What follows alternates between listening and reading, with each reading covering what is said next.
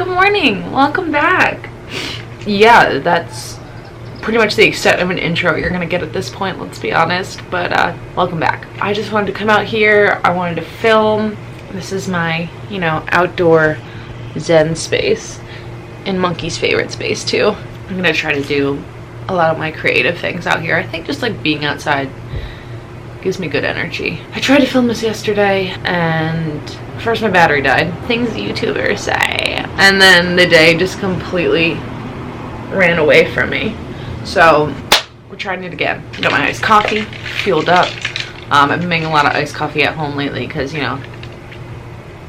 Starbucks is expensive.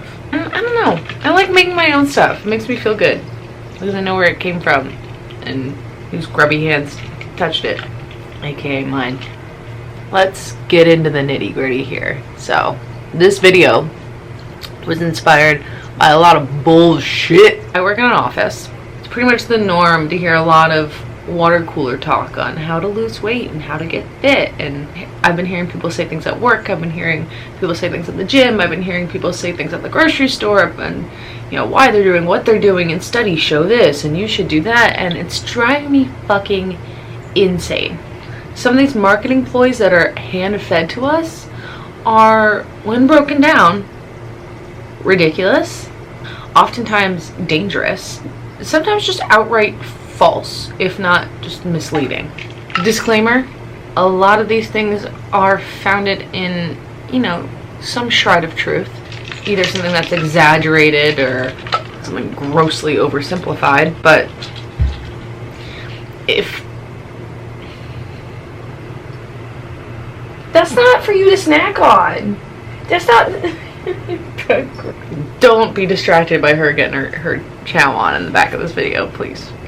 Anyway, disclaimer, if any of these things work for you, are things that you practice, are things that you follow, I'm not shitting on you. Sorry. I have plenty of people in my life who follow some of these things and they know I'm not a fan. So if that describes you, I'm sorry. If it's something that works for you, I get it. Sometimes finding things that make our body feel good and work for our body is such a journey. If you've found something that works for you and you're sticking with it and it's sustainable, that's key. A major key. You're not miserable and you feel good and you're healthy, then by all means stick with it if that's what you want to do. This is just my opinion, supported by a lot of science, but my opinion. First on the chopping block, good old keto, baby. Keto, Atkins, low carb, everything in that sphere. I hate it. Yeah, hate it. Pretty much hate it. I know there's always some medical exceptions or dietary needs that specific people have in relation to carbohydrates. And if that's you, I'm not talking about you. I'm talking about the everyday Joe off the street who's trying to lose weight. Keto works to an extent. The reason why a lot of people experience success right off the bat with keto is that because carbohydrates in the body hold water. And when you don't eat carbohydrates, pretty soon after you'll get a water whoosh of all the losing the water weight in your body that the carbohydrates have been holding on to. So thanks, monks. Yes, it will technically cause you to lose weight right away, but is it fat? No, it's water weight. It's water retention. That's the misleading part, and that's what makes people think this is it. This is the key. A major key. I found it. We're rolling with this. We're keto now. Also, it's my belief that if anything puts you through a keto flu or any type of phase with flu-like symptoms, it ain't good for you. Carb phobia has been a thing forever. That's why Atkins was a thing. That's why a low-carb diet has been a reoccurring fad for years, because it's a fad. That's what happens. It comes back. It circles around and hits us again, and now it's hitting us with keto. Anyone who knows me knows that I firmly believe, and science firmly believes, that losing weight first and foremost comes down to a caloric deficit. That's the oversimplification of it, caloric deficit. The reason keto works is because a lot of people who are trying keto are people who don't typically, haven't tracked their food before. This lifestyle is completely new to them, And for the first time and forever, they're reading the backs of labels. They're paying attention to what they put in their mouth. They're being conscious of nutritional value. And when you do that, after not doing that, you're going to see results. Is it the low carb that's making the results happen? Not necessarily. It's A, the caloric deficit, B, the fact that you're eating so much fat that you can't help but be full all day. It's really hard to overeat when you are stuffed on a regular basis. I see a lot of people trying to get into macros after being on keto for a while, and the thing that really bothers me about keto is that it just creates an unhealthy relationship. I see people get their macros calculated and they're like, whoa, why all these carbs? I'm not used to eating all these carbs. Carbs are bad, right? Carbs make you fat. No, carbs are good. Carbs are our friend. Carbs give us energy. Carbs support our performance. Pretty much the most efficient form of fuel for our body.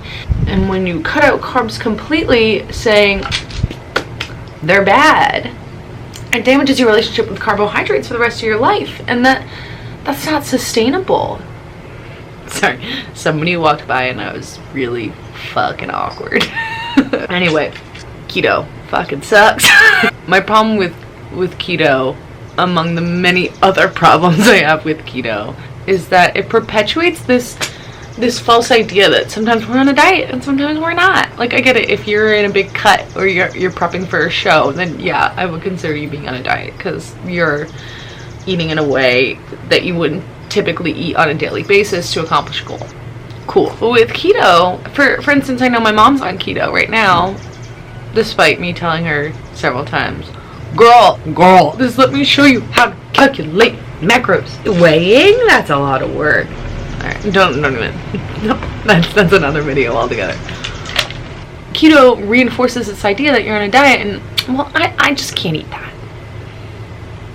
I eat whatever I want and I'm still losing weight because I budget for it. Anything that cuts out an entire food group as bad or off limits isn't sustainable. You want to create a lifestyle, not a diet.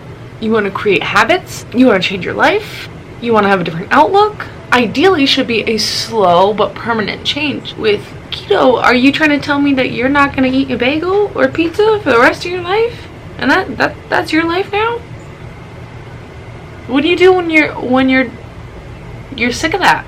All in all, I really, if you like keto and it's working for you and you think it's sustainable, great, awesome. But please don't perpetuate this idea that carbohydrates are evil or make you fat, or that you really need to be eating fucking 100 grams of fat a day. Come on. Next victim. I don't have as much of a problem with this. It sounds so pretentious right now. Well, I'm okay with this one, so if you hate me, it's fine. I hate me too. Intermittent fasting. I know some people who use it. It works for them, and that's great. We just need to be realistic about why it may or may not work and what role it has in our lives. The context in which I'm talking about intermittent fasting is when, I'll hear people say, I've tried X, Y, and Z and the weight still won't budge. And I'll hear, person B say, well, have you tried intermittent fasting? It's the key for me. A major key. No. Okay, but let's talk about why. Let's not tout something as the be-all, end-all. I think that's my real problem, is that there's such a desperation going on in the weight loss industry. It's a very sensitive subject. People have really personal relationships with their bodies and food.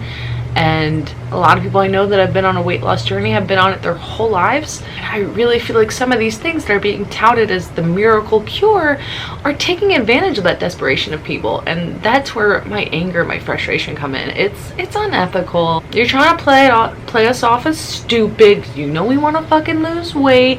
So you'll say whatever to get us to buy some product. That's my problem. Intermittent fasting is not a cure. The reason it works for some people is because if you're only eating within a certain window, for instance, the 16-8 intermittent fast, eating for 8 hours a day and then fasting for 16 hours, including your, 8 or so hours of sleep, we already fast. Intermittent fasting is already naturally a thing. It's called sleeping. You go to bed and you sleep and you don't eat and then you break your fast or have breakfast. It works because it limits your window in which you can eat. So naturally, you will eat less. There's not some sort of prehistoric science behind why we should only eat for 8 hours at a time and blah, blah, blah. It's just a regulator. It's just something to hold us accountable. I just want people to talk about calorie deficit. Calorie counting is so easy.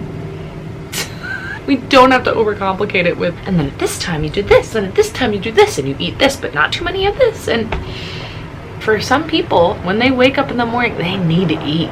They need to eat. My sister-in-law is one of those people. She wakes up and she needs to have food right away. And if she doesn't, she gets cranky.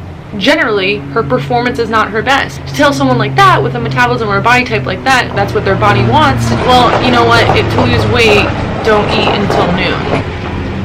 That won't work for her. That's not a tool that's gonna work for her. If it helps some people adhere to a caloric deficit, awesome. But in itself, it isn't the key. A major key. Seamlessly brings me into my next point, fasted cardio. You know, I'll do fasted cardio once in a while if that's how my schedule works out and I have to do it. But it's not inherently better than normal cardio. The idea behind fasted cardio is that you work out ideally in the morning with nothing in your stomach. So you haven't consumed any calories for the day. The idea is that the expenditure that you have in the gym is you're burning straight body fat because you don't have any stores, any glycogen stores. So your body will go straight to the fat, which just ain't true.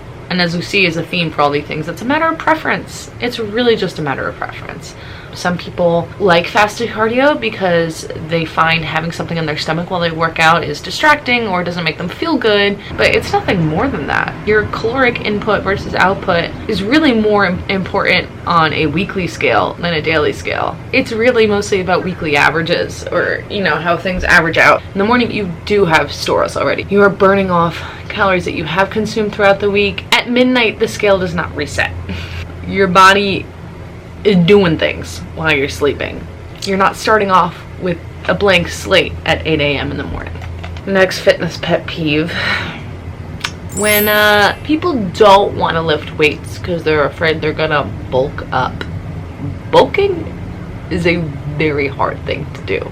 I don't mean to generalize, but this kind of bulk fear, I hear it comes from women a lot because they don't want to lose their feminine shape. They don't want to appear too, you know, bulky. The weightlifting aesthetic, or what they think the weightlifting aesthetic isn't what they're going for, which are all valid things. To bulk up takes a lot. It takes a lot of dedication, hypertrophy, you know, caloric surplus, a lot of protein intake. In order to support muscle growth, you have to eat a lot, and a lot of that is protein. You have to make sure you're in a surplus. You have to lift more and more every week. All in all, you can't, I don't want to say you can't, it is nearly impossible to accidentally get bulky, especially if you're a woman, because it's just harder for us to put on muscle. We don't have as much testosterone. Our bodies don't support muscle growth at the same rate that traditionally male bodies do. And girl, if it was easy to bulk up, I'd be big by now.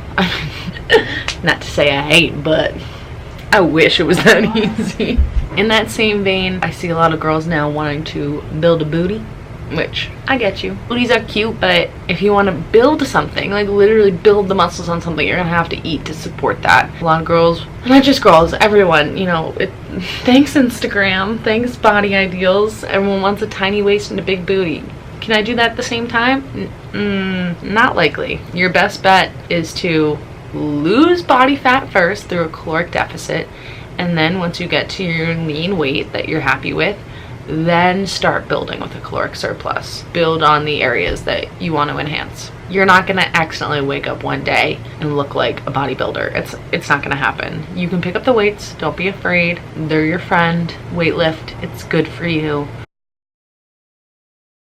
Don't let anyone tell you that you need to buy X, Y, and Z or follow X, Y, and Z to reach your goals, because more often than not, you probably don't.